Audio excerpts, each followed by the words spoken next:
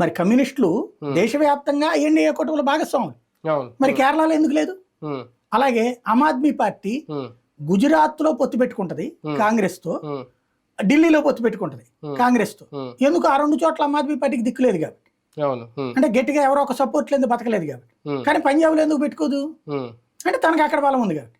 జార్ఖండ్లో ఎందుకు పెట్టుకోదు? అక్కడ తనకే బలం ఉంది కాబట్టి. అంటే ఈ ప్రాంతీయ పార్టీలు స్వార్థ రాజకీయ ఆలోచనలు ఉంటాయి. జాతీయ పార్టీ ద్వారా తమ ప్రయోజనం పొందాలని చూస్తే గాని జాతీయ పార్టీకి తమ వల్ల ప్రయోజనం ఎక్కువ ఇవ్వాలని కోరుకో.